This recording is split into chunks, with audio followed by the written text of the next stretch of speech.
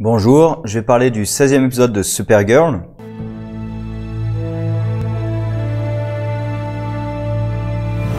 Épisode qui est là pour nous expliquer ce qui est arrivé à Lex et également à Red Daughter, qui sont les deux personnages importants de l'épisode.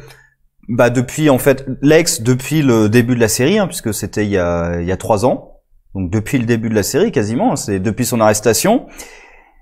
Et Red Daughter, depuis son apparition, son lien avec du coup ce pays Kaznia, pays soviétique communiste, et son lien avec Lex, qui donc est lié à elle quasiment depuis le début, vu que Kaznia l'a appelé pour gérer cette kryptonienne, qu'au début ils étaient pas tout à fait sûrs, puis quand ils ont vu ses pouvoirs, ils se sont dit que si ils avaient besoin de Lex quand même pour la gérer.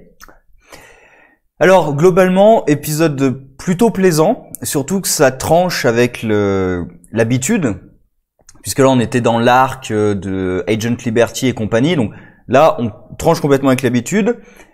A posteriori, on se rend compte que il y a beaucoup de choses qui étaient en fait le fait de Lex depuis le début, parce que Tess Marker, c'était Lex qui était quand même infiltré depuis le début de la série. Et même là, depuis le début de cette saison, Agent Liberty, on savait que c'était lié à Lex, puisque c'était lié aux frères et sœurs Graves. Mais là, on voit clairement tout son plan depuis le début. J'aime bien la fin quand il doit trouver une solution pour Red Daughter, justement. Oui, vous avez raison, il faut que je me donne un cancer. Quoi? J'ai jamais dit ça, moi.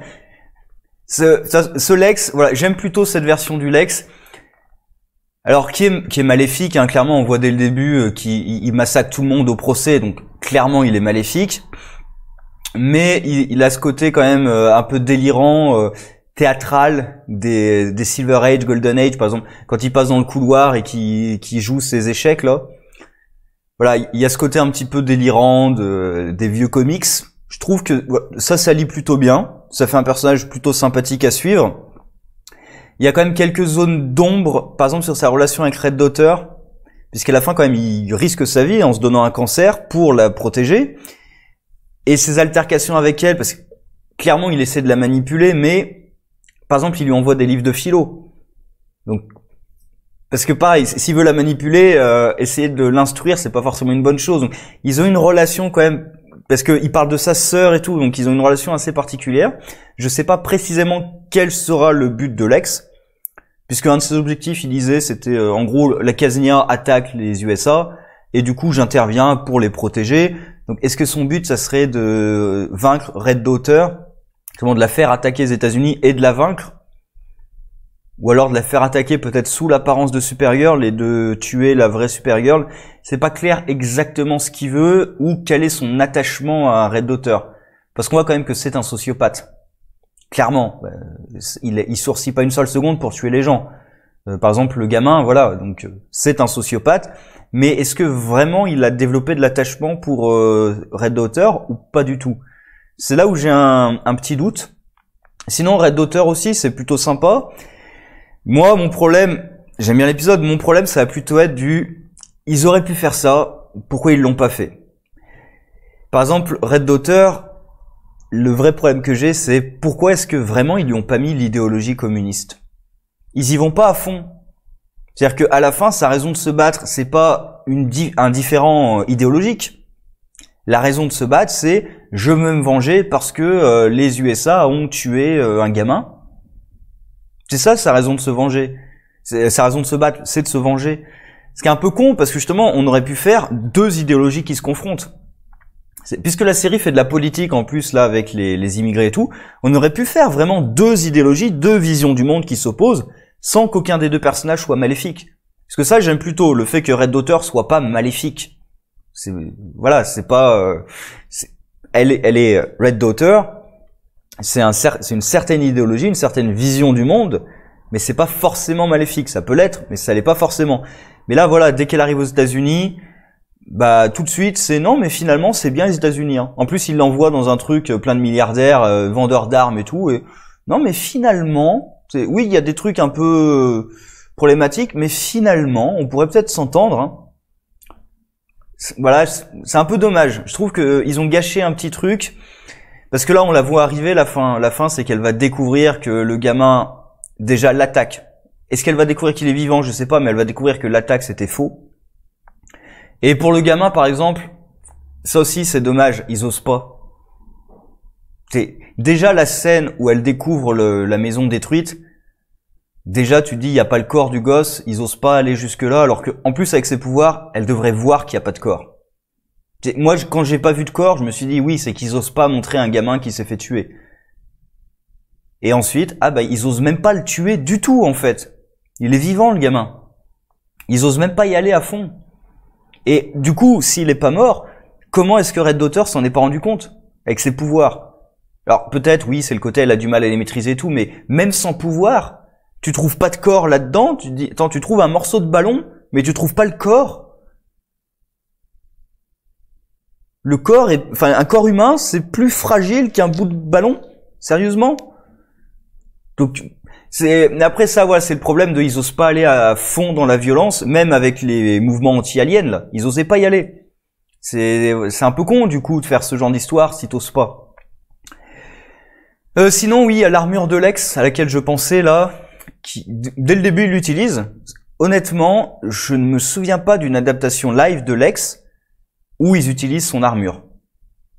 Alors, j'en ai peut-être zappé, mais je me souviens pas d'adaptation live où ils utilisent son armure.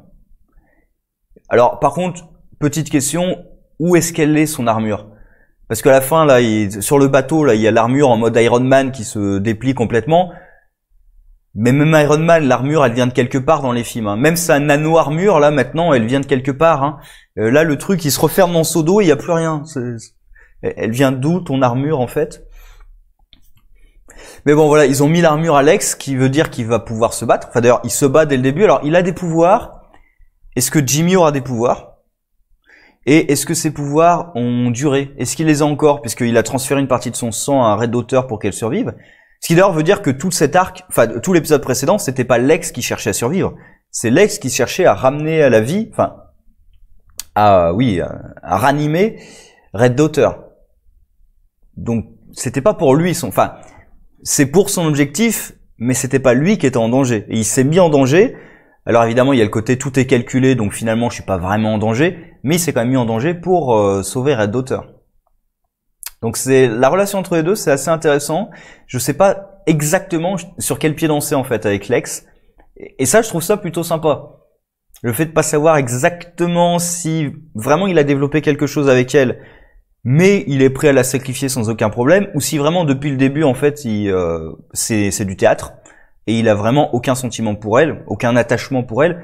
J'ai l'impression quand même qu'il a un attachement qui est lié aussi à sa sœur, mais que comme avec sa sœur, il serait prêt à l'abandonner et à se servir d'elle sans aucun problème.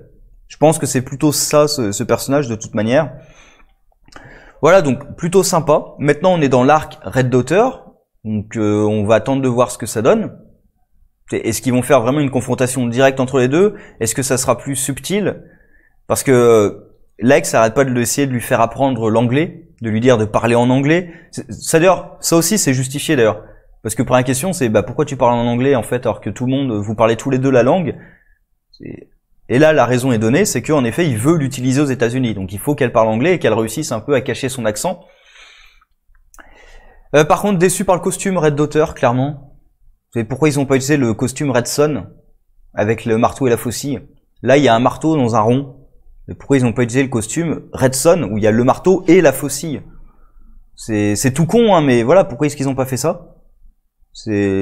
Voilà.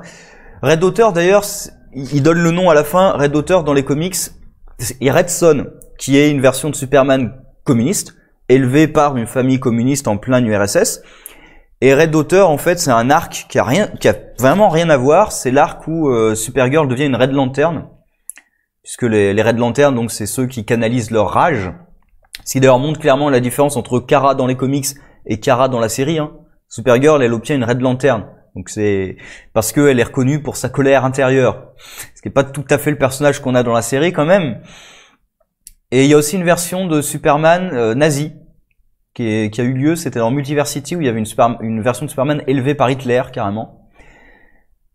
D'ailleurs c'est marrant puisque dans le CW-verse, on a eu la Supergirl nazie, et là on a la Supergirl communiste. Alors je mets vraiment des gros guillemets parce qu'elle est pas communiste du tout en fait. Hein.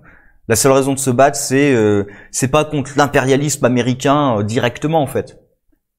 Indirectement un petit peu, mais c'est pas contre ça qu'elle se bat. Elle se bat pour se venger parce que des Américains ont tué quelqu'un qu'elle appréciait, un enfant en plus. C'est un peu dommage de pas avoir un vrai conflit idéologique entre les deux. Mais bon, globalement, c'était sympa. Ça me donne envie de suivre la suite de Red Daughter. Alors ça m'inquiète un petit peu pour l'avenir de Ben Lockwood, parce que là, vraiment, définitivement, c'était uniquement une couverture pour Lex. Et en plus, ils en ont fait quand même un politicien assez incompétent dans le dernier épisode où il est apparu. On verra ce que ça donne. Tess Marker aussi. Alors on voit que c'est pas tout à fait la potiche. Elle est traitée un peu comme la potiche par Lex. Mais on voit que elle est compétente, elle est extrêmement compétente, même s'il y a quelques trucs un peu débiles, par exemple sur le bateau. Quand tu arrives sur le bateau et le mec, vous êtes sur un navire militaire, sur un bâtiment de guerre, t'as la fille qui arrive, et tu réagis comme ça, enfin sérieusement, tu souris, oh il y a une femme à bord. C'est quoi ces militaires? Et en plus le militaire, alors certes, hein, c'est pas un soldat, enfin c'est un militaire, mais voilà, il est pas au sol. Il se prend un coup de poing par une scientifique et il est KO. Et pas un coup de taser, pas un coup de poing par une scientifique. Voilà. Mais bon, voilà, donc Tess Marker, le personnage aussi est intéressant puisque elle se fait un petit peu traiter comme une potiche par Lex, mais elle essaie de lui montrer ce qu'elle vaut. Et d'ailleurs, le fait qu'elle soit entrée au service de Lina, c'était pas du fait de Lex. C'est elle qui a volontairement pris l'initiative d'aller auprès de Lina pour montrer à Lex qu'elle pouvait être utile, qu'elle pouvait servir à autre chose que juste surveiller le Daily Planet et compagnie. Voilà, donc personnage plutôt sympa. Personnage très secondaire, hein, mais intéressant. Sur ce, au revoir.